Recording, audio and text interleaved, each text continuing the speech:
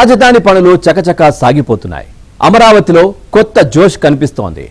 కూటమి ప్రభుత్వం అధికారంలోకి వచ్చిన తర్వాత పనులన్నీ శరవేగంగా జరిగిపోతున్నాయి. జగన్మోహన్ రెడ్డి పాలన కాలంలో ఆగినవి వాటికి తోడు కొత్తవి కలిపి పరుగులు పెడుతున్నాయి. ఇక 3 ఏళ్లలో మేజర్ పనులన్నీ పూర్తి చేయాలన్న సీఎం చంద్రబాబు సంకల్పాన్ని నెరవేర్చేందుకు అధికారులు తలమునకలై ఉన్నారు.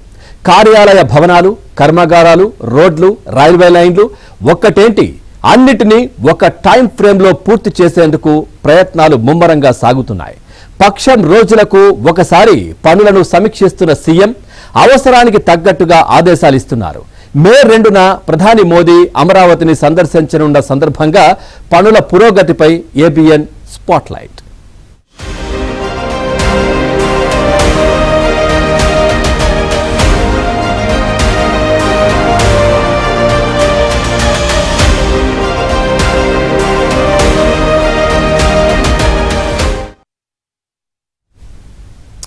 అమరావతికి గ్రహణం వీడింది.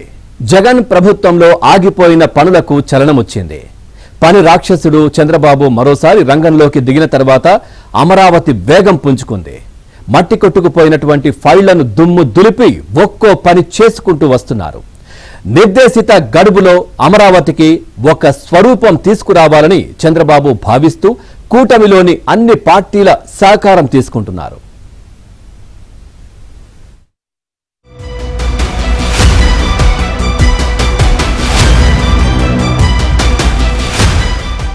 అమరావతి జోష్ మామూలుగా లేదు. ఒకప్పుడు అమరావతిని వెక్కిరించిన వారు, కాదన్న వారే అటువైపు చూస్తున్నారు. మేము సైతం అంటూ చెయ్యి కలుపుతున్నారు. భూములిచ్చిన రైతులు జగన్ హయాంలో తీవ్ర కష్ట నష్టాలకు ఓర్చిన మాట వాస్తవం. వైసీపీ ఓడిపోయిన తర్వాత పీడ విరగడైందని సంతోషించిన అమరావతి రైతులు ఇప్పుడు చంద్రబాబు నాయకత్వంపై పూర్తి విశ్వాసాన్ని ఉంచారు. వారి నమ్మకాన్ని వమ్ము చేయబోమని, నవ్యాంధ్ర రాజధాని అమరావతిని తీర్చిదిద్దుతామని చంద్రబాబు ప్రకటించారు. 33,000 ఎకరాలు, 29,000 మంది రైతులు ఒక్క లిటిగేషన్ లేకుండా స్వచ్ఛందంగా ముందుకొచ్చి ల్యాండ్ పూలింగ్ లో ₹1 ఖర్చు పెట్టకుండా ఇచ్చారంటే అది నమ్మకం, విశ్వాసం. ఒక నమ్మకంతో ఇచ్చారు. ఆ 33,000 ఎకరాల భూమి గవర్నమెంట్ భూమిని కలుపుకుంటే దగ్గర 55,000 ఎకరాల భూమి వచ్చే పరిస్థితికి వచ్చింది. కసితో కుట్రతో రాజధాని పనులకు అడ్డు తగిలిన జగన్ వైదొలిగారు. వైసీపీ ఓటమితో 3 ముక్కలాటకు తెరపడింది. అమరావతి ఏకైక రాజధాని అని ఏకమొత్తంగా నినదించిన జనం కూటమికి తిరుగులేని విజయాన్ని అందించి పెట్టారు. దానితో అమరావతి పనులను మళ్లీ ప్రారంభించి స్పీడ్ పెంచేందుకు అవకాశం వచ్చింది. రాష్ట్రంలో కూటమి సర్కార్ వచ్చిన దరిమిలా ఆర్థికంగా కూడగట్టి అయినా వచ్చే ఎన్నికలలోపే రాజధాని అమరావతిని పూర్తి చేయాలని లక్ష్యంగా నిర్దేశించుకున్నారు.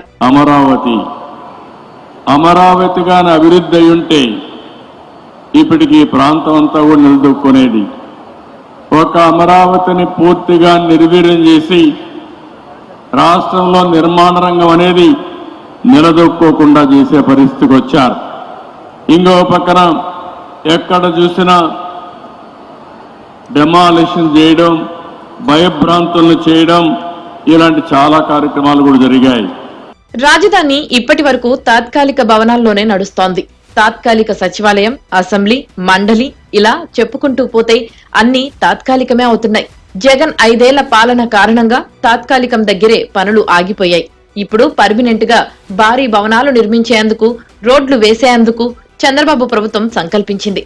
జగన్ నిర్వాకంతో నీటిపాలైన సచివాలయ భవన సముదాయ పునాదుల పటిష్టతపై తాజాగా కూటమి ప్రభుత్వం అధ్యయనం చేయించింది.